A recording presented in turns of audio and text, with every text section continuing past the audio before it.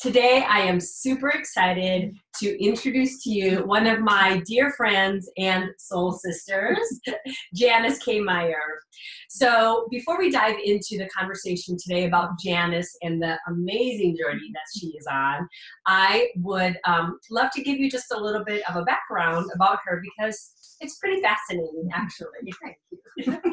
So welcome, Janice. First, let's say hello to each other. I get excited. I just want to rush in. So. Okay, as I said, Janice is a soul sister. We've known each other for several years now, and we're connected through mutual friends. So Janice has a 33-plus year as career, I should say, as an HR executive, and she's worked in fields of high tech, biotech, and most recently real estate. So this woman is rocking it in the corporate world. Thank you, Chris. You're honored welcome. to be here. Honored to be here. Good. So 10 years ago, Janice started this journey to really dive deep to find her soul purpose, her life purpose, right?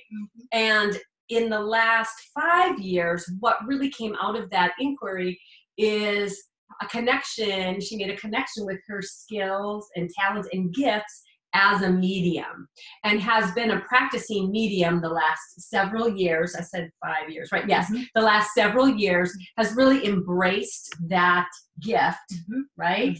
And have developed it, or in continuing to develop it.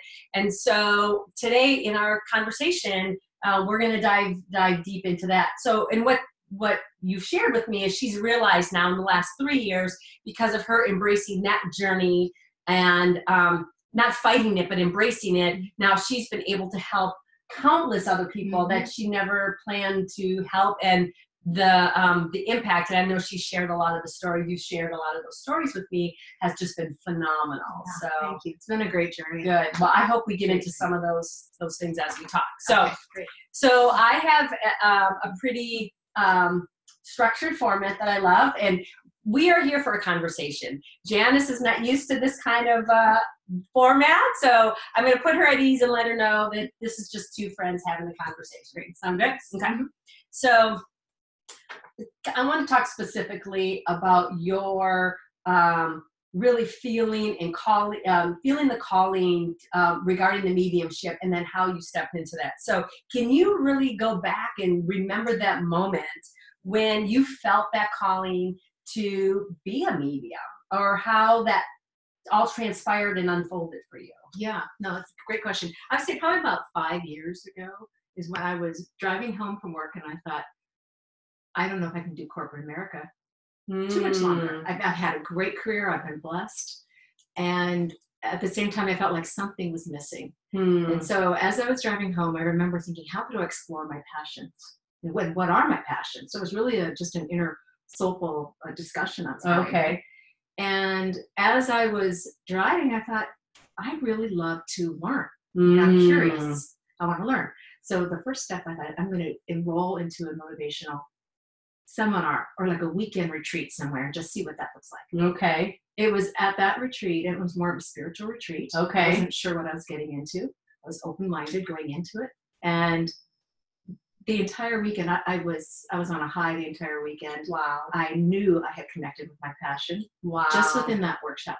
I didn't know at that point in time I'd be a medium. Okay. That was just something that came a little later, which I'll talk to in a minute. But I knew that my purpose was somewhere in the area of spirituality. Okay. As a result of that weekend retreat. Okay. And out of that, I also realized that I wanted to connect people more with their loved ones, with God, just as a whole, understanding the spiritual realm and the angelic realm. That's about all I knew at that time. Wow. And it so happened maybe a year later that I actually had one of my deceased loved ones come into me.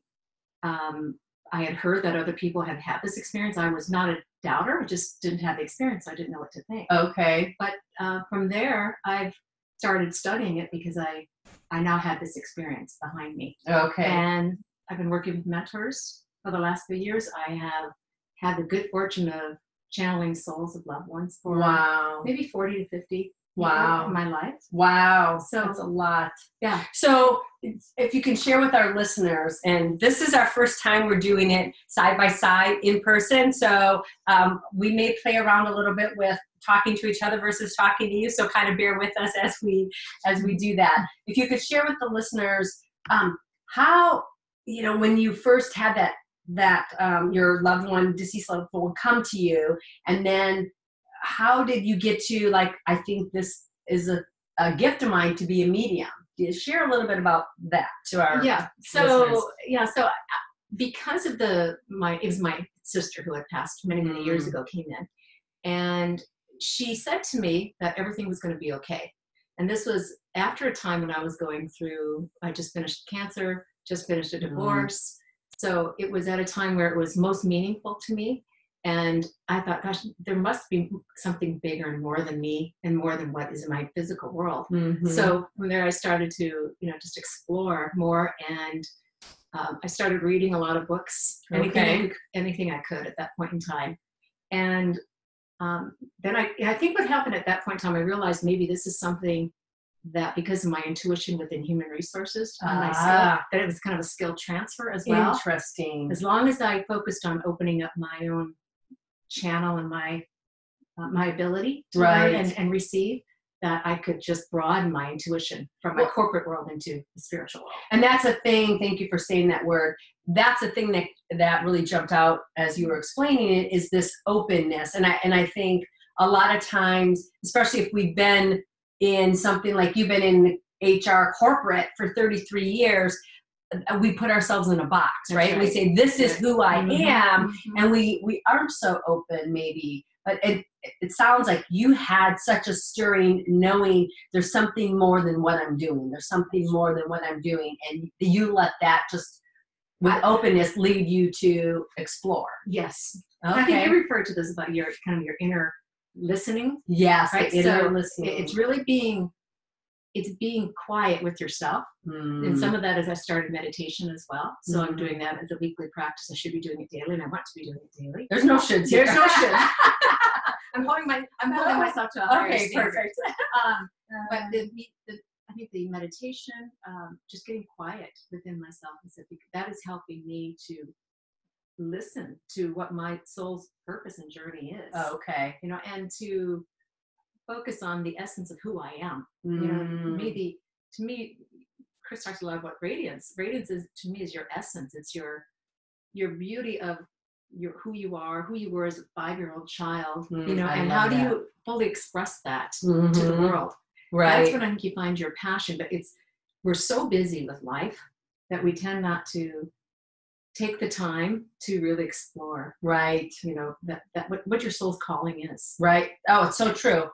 Well, and again, going back to what you were saying on how this all unfolded for you, was there ever a point when you fought it and you said, no, I don't want to do that, or that's not me. I'm this person, right? And you had to find yourself in that box.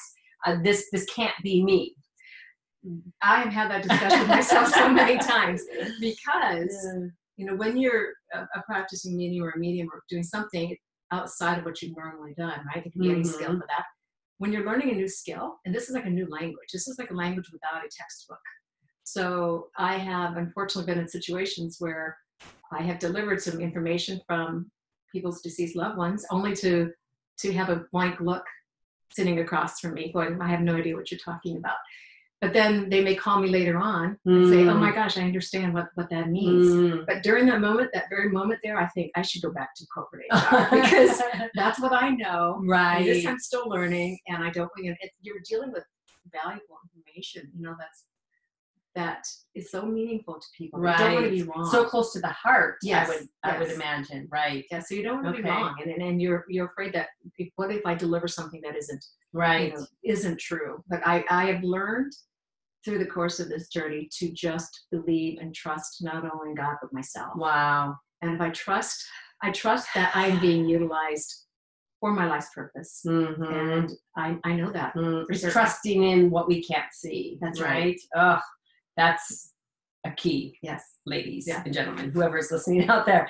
So thank you. I love hearing how it all unfolded. And I knew big portions of that, but not all of it. So, you know me being all about radiant achievement, right? And women, men, listening to what it is that's calling to them. So when you think of radiant achievement, what definition comes to mind for you? I think I stated it a little bit. I think it's the full expression of who you are, right? It's your passion. It's what gives you joy. You know, and I think if you operate from that place of happiness and joy, and if your actions support that, you can't help but be radiant. Right. You know, it's the light that's within you that you're sharing with the rest of your relationships. Beautiful. In life. Well said. Yeah. I agree. No wonder why we're soul sisters. Okay, so what was the most significant and possibly the most surprising inner power that you discovered, or a shift that you made actually that supported you in pursuing your calling? That's a great question too. I have been a type A my entire life. I have been very controlling controlling not people, but my environment, maybe people sometimes along the way. And the shift into this journey is to surrender. So it's a big one. It's a big one. Surrender and forgiveness. Forgive yourself along the way for any doubt that you may have or any harm you may have done to yourself. A lot of forgiveness. Yeah, I have a mentor who said, if you breathe, you need to forgive. Wow. So that's how much forgiveness we need to ask for our judgments towards other people, for ourselves. So freeing yourself up from that and really surrendering to the universe, you know, so that and that's a tough thing to do because I still want to pull back the reins and I want to grab the reins and I feel myself doing it because we're only human. Right. But how do you it's a fine line. Yeah, and it's balancing and focusing and knowing when you course correct quicker is what I'm saying. Okay. How do you course correct to keep surrendering? Right. And then you can receive what's supposed to come into you. Yes, because you can catch yourself when you're not in that place of surrendering. That's right. Right. You see that I'm back in that controlling. So I love what Janice is saying here because I, like you, had a huge lesson in surrendering. And as a woman who loved to achieve things, there was definitely that journey of putting the plan together and I can control it, right? Like, you know, for you out there, maybe you are a mom who is running the kids' lives. You've got the home down, the husband down, and the job and all of that. And there's definitely a big portion of our lives that we need to be proactive and take action. But there's also a big portion where we need to be in that place of surrender. And I think especially when you're in that place of listening to what your heart is calling or your soul is calling you to do, to trust that, and it's a lot more fun. You don't have to know it all ahead of time. Let it unfold in its own way and to recognize when you get off track. So surrender and then the forgiveness. Oh, beautiful. Those are two real important. Thank you for that. You're welcome. Very, very key. So how has your calling changed over time, and how has it called, or has your calling taken you in surprising directions? Yeah, I honestly never thought I'd be a medium. That was never something that was on my radar. You were 5 thinking, talking to spirits or anything like that? No, okay. I just thought, I had my girlfriend, and I had a girlfriend who mentioned that she had received some visits from her grandmother, and I'm like, okay, that's great. You know, so, okay, maybe that happened. But never did I think this is where I was going to end up. Okay. At all. But it is a beautiful journey, and I'm excited to transition out of corporate America into this space. So I think it's something you just have to keep, stay open to, and it unfolds. Yes. That this is part of the surrendering again. Yes. As you surrender, life just unfolds, and I believe we are moved to where we're supposed to be, and in order to fulfill our life purpose, if we listen, it's that inner knowledge, it's that inner listening. And let me ask you this, because it just popped in my head, and I think we probably talked about it. And again, for you listening, maybe you've experienced this where you start to step into that place of pursuing what it is your heart is calling you to do, and then you maybe you're hesitant or you're reserved about it, or you start having doubts, so you kind of backpedal a little bit, or maybe you even stop for a while, but then the universe, God, your guides starts knocking on the door, and you're getting like, you can't ignore it anymore. Like, okay, That's right. Absolutely. Yeah. And I have had, going back to what I said earlier, I had a few impromptu readings with people. And when maybe it wasn't resonating with them, I would pull back and I thought, what am I doing? Who do I think I am that I can do this? Right. But then I would be, maybe the week after, I'd be traveling for work or for pleasure, and I'd be on a plane, and somebody would be sitting alongside me and starts talking to me about their deceased loved one. And I know that I'm being utilized. Wow. I just know. And so what I've realized the last year, when I have pulled back, because I have, is that God keeps delivering, or whoever you believe in, keeps delivering what I need right there in front of me. And so I know this is the journey I'm supposed to do. Okay. Because it just keeps happening. Right. I can't deny it. It's right. It's kind of like when you fall in love with somebody, you can try and fight the feelings, but then it just, it happens naturally, right? It happens. Yeah. So that's so cool. I think the hardest part of the whole journey is not being afraid of the unknown. Right. Because you started earlier saying right. This is what we know. Right. This is our, we tend, as kids and through our parents, there's a conditioning of, in corporate America and other jobs also do this. They kind of box you into a functional space, or what your one skill is. And reality is we have so many skills that we haven't explored, and just being open to exploring them. Right. Have you ever felt that a hesitancy to become the medium because you were fearful that I'm going to lose my life as I've defined it? Like, I might lose my friends, my family, people aren't going to understand me, and I could be like I'd have to start all over from ground zero, and I lose everything that I've come to love. Yeah, that's a really good question too. I don't think it's so much losing as maybe the relationships that I have would change. Could they change significantly? If people don't believe in what I'm doing. And I've actually had that experience, with some friends and family members, and I respect everyone's opinion on this. But as a result of it, yeah, I actually thought, this is what I'm going to have to deal with and encounter.